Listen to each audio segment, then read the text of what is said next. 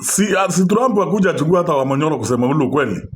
Huyu jamaa wa Munyoshi anahitaji kuchukuliwa pia kama vile Manduro. Apelekwa Amerika huko akaenda kajibu mashtaka. Umesikia last bombshell ya huyu wa Munyoro? Eti ameanza sasa vita na watoto. Anasema mashule yao yameletwa watu kutoka mbali. Eti sijui Mangu, sijui Alliance, sijui Stare, zote ni zao. Eti watoto wao wanatolewa katika hizo shule, wanapelekwa shule za chini, wale wanaletwa huko ni watoto wa kutoka kwingine. Nauliza wa Munyoro, wanafunzi walioletwa pale ni wa kutoka Uganda, ni wa kutoka Tanzania, ama ni wa kutoka wapi? Wale ambao wameletwa hapo katika hiyo mashule unataja, hata unasema mashule yetu na hata haibu huna. Huyu mtu anashinda gani lakini? Ate sasa ameanza vita na watoto wa shule.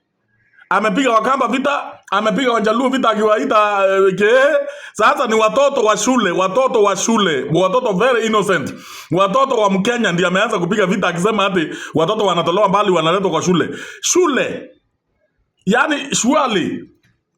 Huyu jamaa ni nini shida yake? Huyu jamaa ni punguani ya Mungu. Hii mtu ni punguani sikufichi. Hakuna na anazungumza kabisa akiwa confidence kabisa. Hai wa Munyoshi, tafadhali nyamaza kabla hujajimaliza kabisa. Huyu jamaa amezindi kabisa. Eti watoto watatolewa kwingine, wanaletwa hapa kwetu. Sijui hatutakubali, sijui hatutafanya. Sijui huyu jamaa aenda akasomea siasa, aenda huyu mtu hata sijui alikuwa ni ndio ya wapi. Haki ya Mungu. Mnowanda watu Molo walikuwa wanapigana akiwa ndio. Maana Kitongoli sijui wapi akipelekwa watu wanaendelea na vita na wanaendelea kupigana na kuuana. Huyu mtu anaitwa Gachagua huyu. Huyu mtu ni disaster, huyu ni bomu italipuka. Wakenya, Gachagua, huyu ni bomu italipukia Wakenya hii. Nyinyi mnaona kama mchezo. Bako wapi kina Maina Njenga? Hawa ndio wanafaa kupewa kazi ya kundiru na Gachagua. Maana Gachagua inaonekana atafanya Nairobi na Central ama Mulima ataufanya nchi nyingine foreign. Atachafua hiyo area kabisa, na itakuwa mtu akitajwa akisemekana kwamba anatoka Mlima anaonekana ni mtu mbaya kwa sababu ya Gachagua. Huyu mtu hapana, huyu shikwa astakiwe kwa sababu ya maneno yale anayokaa akizungumza. Ajibu mashtaka, maana hiyo tayari ni mashtaka. Sasa watoto wajuangi ukabila.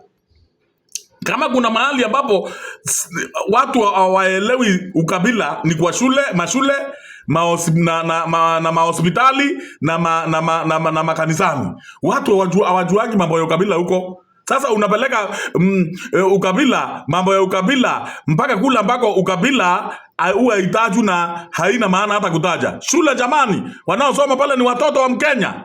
Hapana. Wa Munyoshi hapana, wa Munyoshi rundi. Kama hutaki uwezi ukarudi, wewe ni vizuri ushikwe usifunguliwe mashtaka.